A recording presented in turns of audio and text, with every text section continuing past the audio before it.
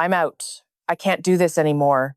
Those were the words from Caitlin Clark's inner circle that caused the internet to absolutely shatter. The most magnetic force in women's basketball, Caitlin Clark, didn't just step away from a single game, as the University of Iowa revealed. She turned her back on Team USA entirely. The breaking point was a raw, face-to-face showdown with head coach Carol Lawson that blindsided everyone. There was no warning, no formal announcement, just a deafening silence that erupted into pure chaos. Fans are incensed. Insiders are speechless, and the real narrative behind that locker room implosion is far more toxic than anything that has surfaced. Stick around, because in the moments ahead, we are pulling back the curtain on the truth they fought to keep buried. One key detail was conspicuously missing. When USA Basketball unveiled its roster on February 4th, 2025, every eye scanned for one name, Caitlin Clark. And yes, her name was on the list. But her mere presence on that list wasn't the catalyst for the firestorm. This was Caitlin Clark, coming off the single greatest rookie season in WNBA history. She dominated the league in assists. She ranked third in overall scoring. She dragged the Indiana Fever from a meager 13 victories all the way to 24 in a single year. Statistics like that are not an accident. That level of dominance earns you a starting role, no questions asked. In college, the pros, or on the world stage, anywhere. But this is the part of the story everyone seems to forget. Before that roster ever saw the light of day, a hushed conversation was already taking place behind the scenes. Pundits were quietly questioning if Clark would even be chosen, following her shocking omission from the 2024 Paris Olympic team. At the time, USA Basketball's official justification was deceptively simple. They claimed the roster was already finalized before she had even started her WNBA season. She hadn't yet proven herself at the professional level, they argued. Just give her time, was the official line. So she went out and did more than prove it. She obliterated every single expectation they had set for her. So when the new roster was finally released, with her name included, people expected a moment of vindication. A sign of respect, some kind of public validation that this woman had done precisely what was demanded of her, and then some. What they got was a sterile press release, a list of 12 names, and Clark's name was just floating somewhere in the middle, without a single highlight, no featured placement, and her face nowhere to be seen on the official Team USA promotional graphic. One comment posted, "Online captured the public's fury perfectly, amassing over 40,000 likes within hours." The post pointed out that Clark had just shattered every record within her reach, and they were still treating her like she was a second-string option. That single sentence went more viral than the team announcement itself. But the real issue was never about a picture. The photo was just a symbol of a much deeper rot that was exposed 3 days later when the coaching staff was announced. Carol Lawson of Duke University was named head coach. On the surface, a collegiate coaching resume. Beneath the surface, she was the architect of a program that had entered the 2024-25 season ranked in the top 10, only to become one of the most offensively inept teams in America. Duke's on-court chemistry was broken all year. Their plays were sluggish. Their scoring vanished when it mattered most. This wasn't a secret. Numerous experts had been sounding the alarm all season long. And now, this same rigid, uninspired offensive mindset was about to be forced upon a Team USA roster brimming with the most electrifying offensive talent the women's game had ever seen on one court. That is the part that was utterly baffling.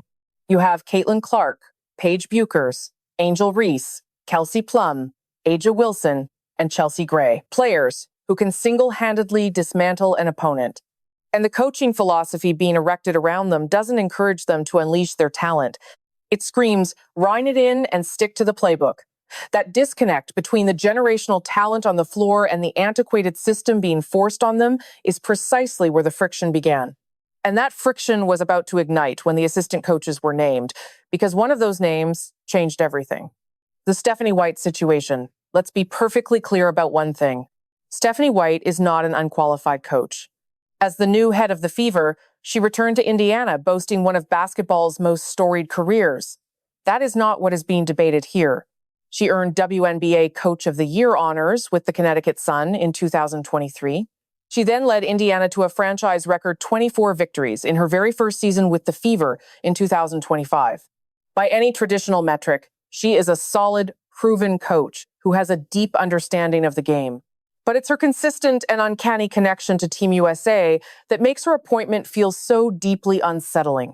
In a span of less than 12 months, she has now been involved with USA basketball events on 4 separate occasions. In April of 2024, White was a court coach at the women's national training camp. She was between coaching jobs at that point, unaffiliated with any team, but she was there. Then, in October of 2024, White is appointed head coach of the Indiana Fever. As a rookie coach, she guided her team to the WNBA Finals, the very same team that Caitlin Clark plays for. 2 months later, in December of 2024, White materializes again, this time serving as an assistant coach for the Team USA training camp. By March of 2025, the news was official. White was on the coaching staff for the FIA World Cup qualifiers, taking place in San Juan, Puerto Rico.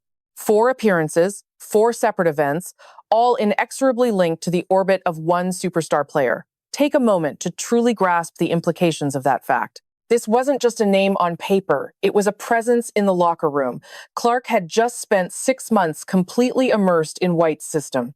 Every single film session, every grueling practice repetition, every critical timeout, all of it was filtered through the prism of that one coach's philosophy. So when the season finally ended, there was no off switch for Clark, no escape from that voice in her head, no space to decompress and reset. Every elite athlete needs that period of reset.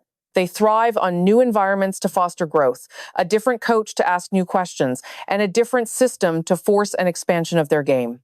This isn't an indictment of any particular coach. It is simply the fundamental nature of development at the highest echelon of sport.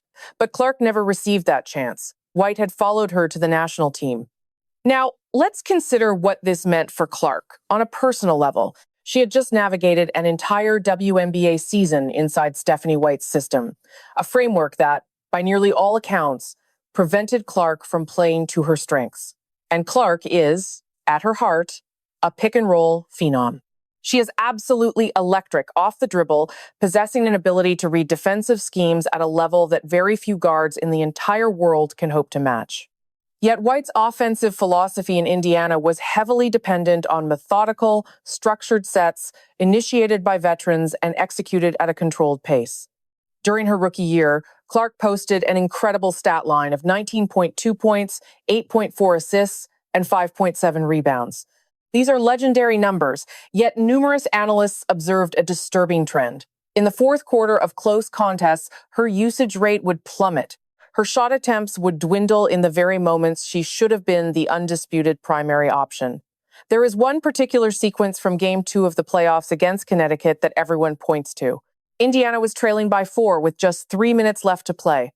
Clark was incandescent, having already poured in 22 points, the hottest hand on the court by far. They lost that game. They would go on to lose the series. That singular moment told a story not of a coach being wrong, but of a system that seemed to have a fatal flaw. It would forget who its most dangerous weapon was. The Indiana Fever season ended with a first-round playoff exit at the hands of the Connecticut Sunday.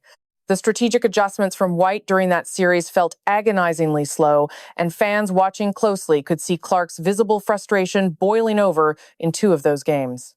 That was the essence of the Caitlin Clark experience, and for her most ardent supporters, the most painful part was still to come. If Clark were to underperform at this qualifying tournament, if her minutes were cut, if she were relegated to an off-ball role, if the system once again constrained her, the resulting narrative wouldn't blame the system. The fault would be placed entirely on the player. The system would remain intact. That is the devastating trap. And with White on this coaching staff, the exact same restrictive variables from Indiana were now shadowing her onto an international stage where the spotlight burned 10 times brighter. So she arrives at Team USA, only to find the same coach waiting.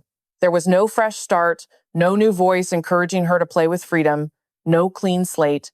This was the true source of the frustration that so many people felt. It wasn't about White being a bad person or unqualified. It was about the principle that Clark deserved a chance to be evaluated by someone without a preconceived, locked-in opinion of how she should be utilized. So what truly transpired in that room? Multiple sources with deep ties to the Team USA program have confirmed that tensions between Clark and the coaching staff were already brewing in the initial days of training camp in March of 2025. The tournament itself was scheduled to take place from March 11th through March 17th in San Juan, Puerto Rico. The trouble began before the team even boarded the plane. Clark started to ask questions about the offensive scheme they were installing. Having spent months running a very specific offense in Indiana, she found that the Team USA system under Carol Lawson felt unnervingly similar. It was structured, deliberate, and predictable. Clark, according to insiders, voiced this concern during a team meeting. She was not unprofessional. She pointed no fingers and threw no one under the bus. She simply posed a direct and articulate question about why the offensive structure seemed to be limiting off-ball movement and pick-and-roll opportunities for the guards. Carol Lawson offered a response. The ensuing exchange reportedly became heated. This is precisely what makes the moment so significant. Clark has a well-earned reputation for being incredibly coachable. Her university coaches have stated it time and again. She is the kind of player who listens, absorbs, adjusts, and then executes. For her to challenge the staff in a group environment was a flashing red light that this frustration had been building for some time.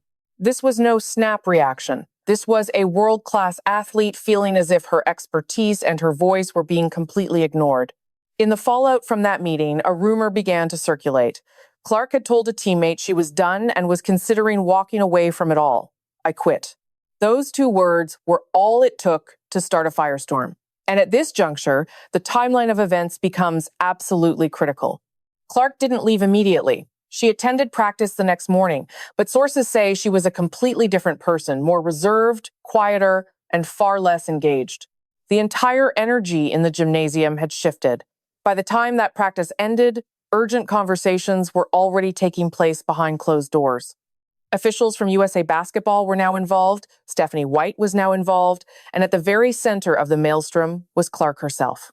There was no press release, no televised conference, only a profound, telling silence. In the digital age, that silence roared louder than any official statement ever could. Then, the whispers turned into video clips, trickling out from behind the closed doors of the training camp. First, a video of Clark, isolated from her teammates during a rest break. Next, a solitary photo of her exiting the facility. Individually, they seemed like nothing. But with the backstory, with the knowledge of the conflict brewing within, each image painted a stark and troubling picture. Online sleuths pieced it together instantly, and the backlash was immediate and fierce. This was about something far greater. This isn't merely about a single competition. The real stakes, the ones that truly matter, need to be understood. The San Juan qualifier, set for March of 2025, is the crucial opening act for the 2026 FIA World Cup in Berlin. Even more critical, it's a preview for the 2028 Olympics in Los Angeles. Remember the Paris Olympic team?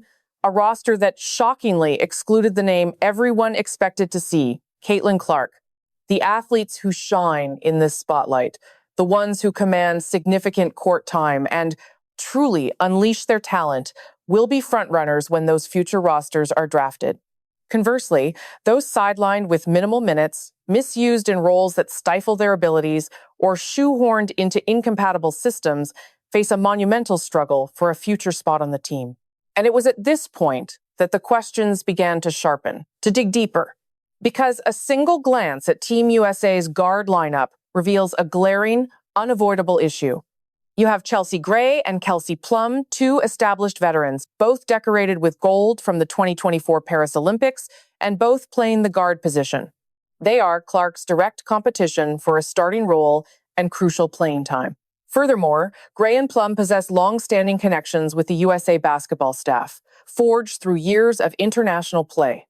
Their championship pedigree is undeniable. No one disputes their legacy as winners. However, Caitlin Clark is currently operating on an entirely different plane. Her rookie statistics are not just impressive for a newcomer. Her scoring average alone would have secured her a spot among the league's top 5 players in any of the last 5 seasons. Based on raw performance data, Clark is an undeniable starter. But she is up against USA Basketball's entrenched system, a tradition that prioritizes seniority, established relationships, and a rigid team hierarchy. In that system, the veterans always get the first nod. Complicating matters is Stephanie White's presence on the coaching staff, whose history at Indiana reveals a clear bias towards veteran-heavy lineups. This has ignited real fear that Clark's historic performance will not translate into the opportunity she has rightfully earned. Consider this one number. It is enough to stop anyone in their tracks. During the 2024 Paris Olympics, USA women's basketball shattered all previous television rating records. And yet, Caitlin Clark was nowhere to be found. She had been cut from the roster months before her WNBA debut even took place. The official justification back then was a need for more time to develop her game. A fair point, many conceded. Let's see what next year brings. But then the following year arrived, and she delivered the most dominant rookie season the league had ever witnessed. Suddenly, the narrative changed, and the fans were watching closely. This is the emerging pattern that has ignited genuine fury among fans. It has gone beyond simple frustration to outright anger. It creates the perception of a system engineered not to elevate Clark's extraordinary talent, but to contain her within a framework that safeguards the status of everyone else. When an athlete of Clark's generational talent is forced to claw for a fair chance, it signals a fundamental flaw, not in the player, but in the very system itself. So where does this leave us? And why is it so critical? As of this moment, Clark has not formally removed herself from Team USA consideration. There has been no public declaration of her departure, but the friction within that training camp is palpable and undeniable. The high-stakes discussions unfolding behind the scenes are very real, and the immense frustration she now carries onto the court is just as real. This is critically important because team chemistry and mutual trust are the bedrock upon which all championship dynasties are built. You cannot forge that unity when your marquee player harbors doubts about whether the organization truly wants her to triumph. And for Team USA, the consequences of this are monumental. This is more than a mere qualifying event. It is a national spectacle.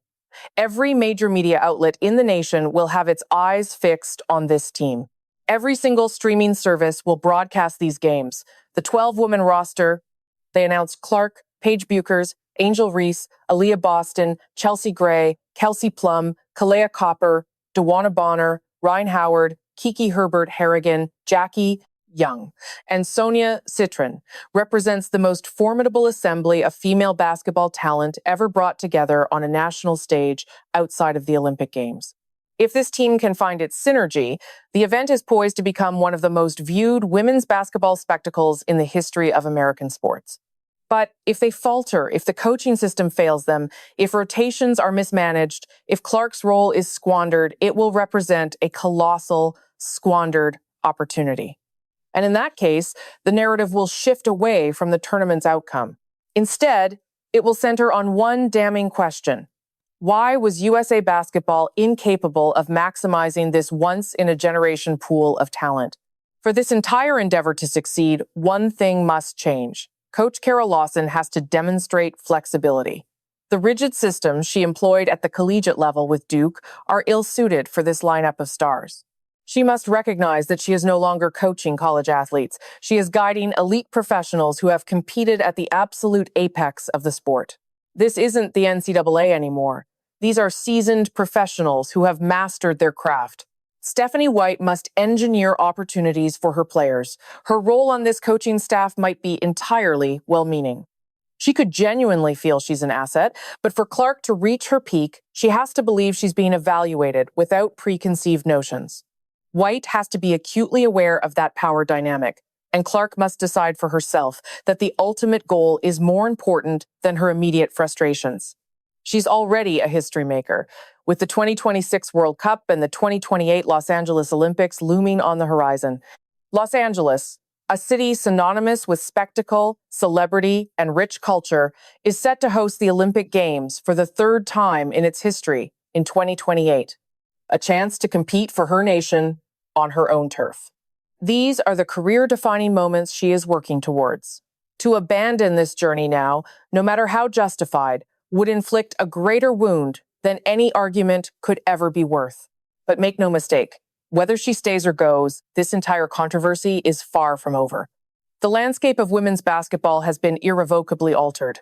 Caitlin Clark did that. Angel Reese did that. Paige Buchers did that. This generation ignited a movement, drawing in millions who had never before watched a single WNBA game.